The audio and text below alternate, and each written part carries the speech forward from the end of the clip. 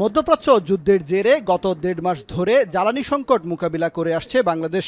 এই সময়ে পরিস্থিতি সামাল দিতে সরবরাহ ও নিয়ন্ত্রণ ব্যবস্থায় rationing, fuel pass, spot market থেকে বেশি দামে জ্বালানি কেনা, ভারত থেকে পাইপলাইনে ডিজেল আনাসহ নানা পদক্ষেপ নেয় সরকার। গত সপ্তাহে পেট্রোল, অকটেন, ডিজেলের দাম বাড়ায় সরকার। একই সঙ্গে লোডশেডিং চলছে। রাজধানীর বাইরে ৬ থেকে ১২ ঘন্টা পর্যন্ত বিদ্যুৎ থাকছে না। এমন পরিস্থিতিতে আশার কথা শোনালেন বিদ্যুৎ ও জ্বালানি মন্ত্রী ইকবাল হাসান মাহমুদ টুকু।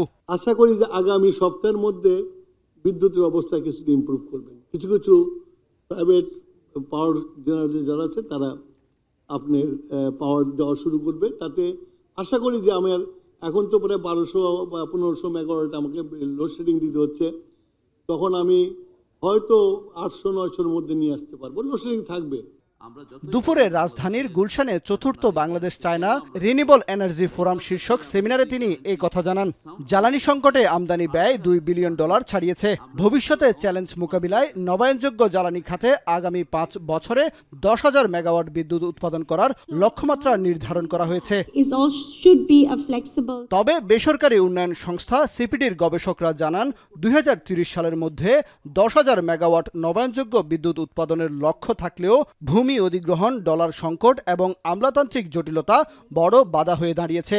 এছাড়া এই খাতের ৩১টি সৌর প্রকল্প বাতিল হওয়ায় অনিশ্চয়তায় পড়েছে প্রায় $৬ বিলিয়ন বিনিয়োগ। When we are talking about the merchant power purchase agreements, we want a favorable wheeling charge. এখন Bangladeshi wheeling charge for the use of the grid is 0.31 পয়সা। এবং at the most we have heard all kinds of rumors that 2 টাকা হবে, 3 টাকা হবে. If that's the case, তাহলে nobody will go for renewable energy. We need immediate increase of our gas supply. Otherwise, industrial sector will go for a massive production disaster in coming days. বেসরকারি অর্থায়নে এবং বেসরকারি ইনভেস্টরদেরকে এনে দিয়ে একটা public private partnership মডেলে আমরা ইন্ডাস্ট্রিয়াল স্কেল সোলারের গ্রোথটা দেখতে চাই। বিশেষজ্ঞরা বলছেন বিনিয়োগের সম্ভাবনাকে বাস্তবে রূপ দিতে হলে আমলাতান্ত্রিক জটিলতা কমিয়ে বিনিয়োগ বান্ধব পরিবেশ নিশ্চিত করা এখন সময়ের দাবি। সচিব মহোদয়কে আমরা অনেকবার জানিয়েছি। কামরুল হাসান জনি, এখন, ঢাকা।